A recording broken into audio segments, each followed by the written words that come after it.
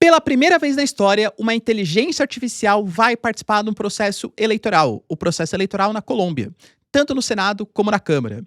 Entender exatamente como que a Gaetana IA vai funcionar, quais são as vantagens e as desvantagens, e se vai dar certo esse processo de colocar inteligências artificiais em órgãos governamentais, representando a população.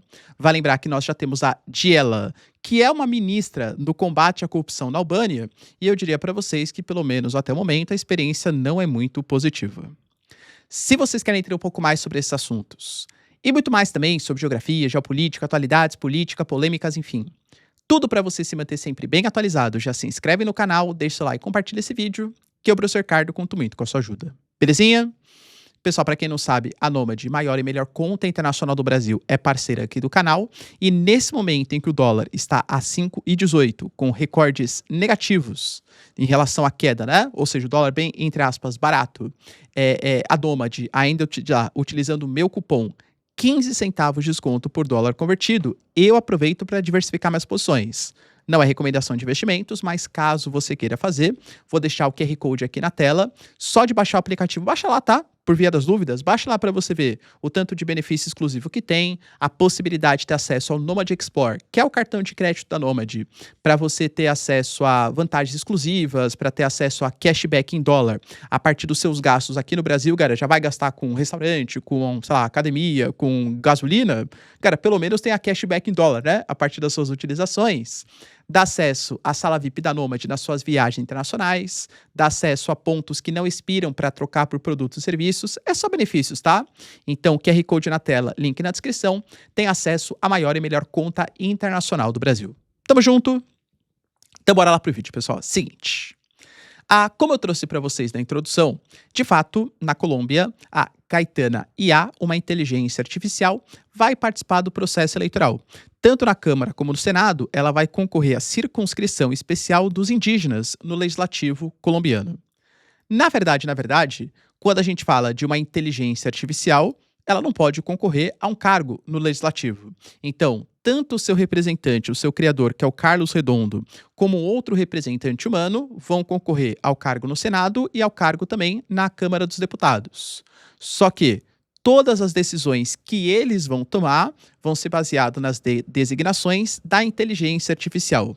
Como que funciona, né? Para aquelas pessoas que votarem na inteligência artificial, a inteligência artificial vai fazer como se fosse uma espécie de democracia direta, não uma democracia representativa. Então, vamos pegar, por exemplo, que, sei lá, vai ser debatida uma proposta sobre a importância do saneamento básico em determinada região. Se os gastos têm que ser assim ou se tem que ser assado, por exemplo. O relatório, geralmente, ele é bastante longo, né? Sei lá, 200 páginas, 250 páginas, colocando evidências e tal. A inteligência artificial, ela vai ter a função de fazer uma espécie de resumo do tema, mostrando infográficos, imagens, apresentar as vantagens, desvantagens e tal. E a população vai ler aquela proposta e fala assim, pô, acho legal. Não acho legal. E aí vai votar nessa plataforma, nessa Gaetana IA, e a Gaetana IA vai falar, olha, a gente teve, sei lá, 55% das pessoas votaram sim, 45% votou não. Com a maioria votou sim, então eu, Gaetana SA, que tem uma representação no Senado ou na Câmara, não exatamente ela, né?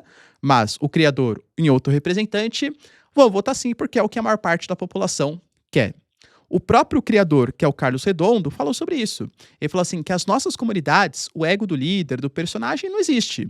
O cacique é o ancião que vai de casa em casa, de família em família, buscando consenso, buscando colocar pessoas de acordo.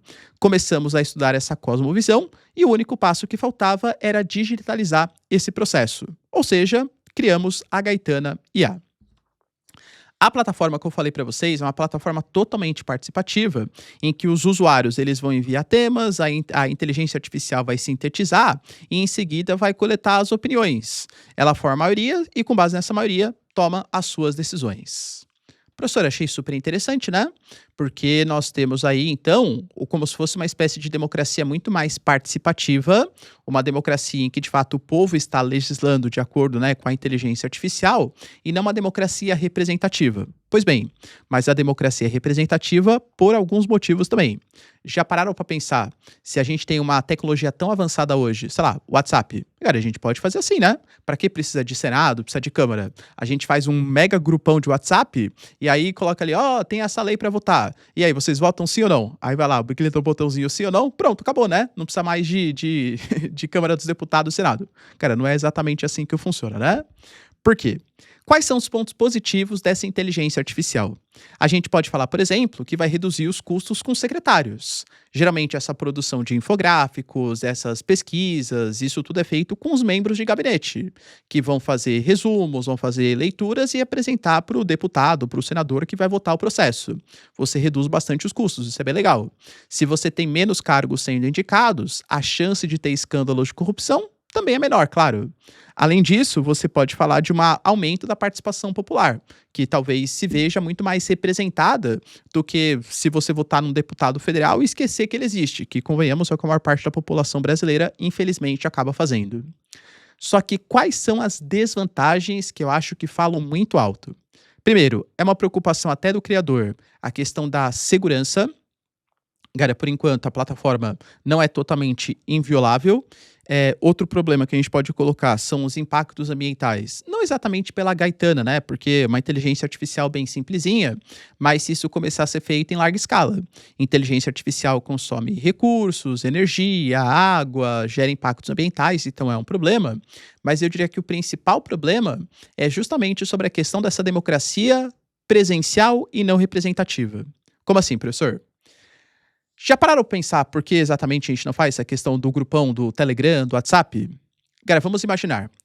Os deputados e senadores, eles passam a vida, ou pelo menos deveriam passar, claro, né? A vida estudando, legislando as propostas.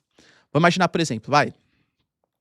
O Brasil está discutindo um tema relacionado à segurança pública, por exemplo. Cara, eu não sou especialista em segurança pública. Eu vou ter que ler um projeto gigantesco de um tema que eu não entendo muita coisa e votar sim e não. Eu não tenho tempo para fazer isso. Eu tenho que produzir vídeo, eu tenho que ler sobre geopolítica, eu tenho que cuidar do meu filho, eu tenho várias coisas para eu fazer no meu dia a dia. Isso porque eu tô falando de um tema da segurança pública. Aí eu vou ter que ler sobre segurança pública, vou ter que ler sobre saneamento, vou ter que ler sobre educação, vou ter que ler sobre, sei lá, igualdade social, vou ter que ler sobre defesa de minorias, movimento LGBTQ. Galera, eu vou morrer, né? Eu vou ficar só legislando pelo Brasil. Então, a gente paga para que senadores e deputados que teoricamente pensem parecido com a gente tenham um trabalho exclusivo. Quer fazer isso? Os deputados e senadores servem justamente para isso. Eles ganham o nosso dinheiro, né? Eles são sustentados pelo Estado para legislar. E claro que o deputado, o senador, nunca vai pensar exatamente igual você. Mas a ideia é você eleger uma pessoa e cobrar essa pessoa, claro, principalmente nos temas que você mais entende, para que ela vote de acordo com a sua percepção. Ou então, pelo menos, passe, fique lá enchendo a paciência, manda e-mail para o seu deputado, para os assessores, para passar a sua visão de mundo, né? Pelo menos nos temas que você mais entende. Mas, agora, toda a população tem que se inteirar sobre todos os temas que estão acontecendo, esquecendo que tem que, sei lá, trabalhar, fazer outras coisas do dia a dia, isso não existe, né? Por isso também que a gente tem essa representação política. Há o medo que as pessoas possam começar a votar sem muito entendimento sobre o tema.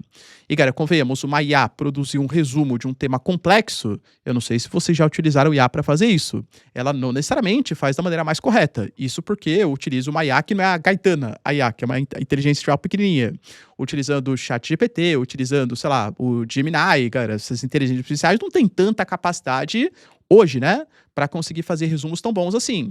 Ela pode focar mais em um tema do que outro, ela pode começar a desenvolver uma certa preferência por uns temas do que outros. Será que ela vai ser totalmente isenta? Qual que é o tipo de segurança que a gente vai ter? Então, eu particularmente acho um pouco problemático. E a gente pode ver até mesmo experiências que já aconteceram. Eu trouxe ano passado, para quem já é velho de guerra aqui do canal, que a Albânia ela tinha indicado uma espécie de ministra por inteligência artificial, que era Diela. Diela, para quem não sabe, significa sol, né, na Albânia. Temos um problema já. Quando você indica, por exemplo, uma ministra para ser, qualquer ministra que seja, né, uma ministra humana, estou falando, caso você tenha algum tipo de erro administrativo, você pode responsabilizar aquela ministra. Se ela tenha cometido um escândalo, por exemplo, você vai lá e criminaliza, né? Você prende, por exemplo, aquela pessoa. Vai fazer o quê? Vai prender a IA se ela cometeu algum erro? É o quê? A era de Ultron, né? Cara, não tem muito o que fazer com uma IA, entende? Então, você pode eliminar a IA, vai ter outra IA que vai funcionar, e tá até difícil você colocar algum tipo de responsabilização. Até acho, de novo, eu sou totalmente favorável ao uso das inteligências artificiais para auxiliar nos processos. A ideia é que ela revisasse contratos, analisasse licitações e descobrisse possíveis escândalos de corrupção. Juro para vocês, tá, cara? A inteligência artificial, tamanha corrupção na Albânia, ela começou a identificar que subornos de 10 a 15% eram coisas comuns e necessárias para que se acelerassem processos produtivos. Ou seja, a IA, a Diela, aprendeu a ser corrupta na Albânia, tá? A gente teve, por exemplo, os próprios criadores, os diretores da Agência Nacional da Sociedade da Informação sobre Prisão Domiciliar, que criaram a Diela por organização criminosa que manipulava as licitações. Fora que a vice-primeira-ministra da Albânia, ela foi presa, ela foi deposta justamente por conta de licitações fraudulentas. A Diela não conseguiu perceber. E aí, cara, qual que é a eficácia de uma inteligência artificial que fica corrupta, não consegue julgar e que os criadores são presos? Entende? Então, acho eu, tá? Que, de novo, a inteligência artificial pode ser um instrumento de auxílio em alguns processos. Agora, a inteligência artificial legislando ou como ministro fica difícil de responsabilizar e eu, particularmente, pelo menos as atuais, não confio tanto assim nos algoritmos para definir os processos. E você, cara, apoia a proposta? Deixa aí nos comentários, quero saber sua opinião. No mais, se vocês curtiram o vídeo, tamo junto, beijos, abraços e tchau, tchau.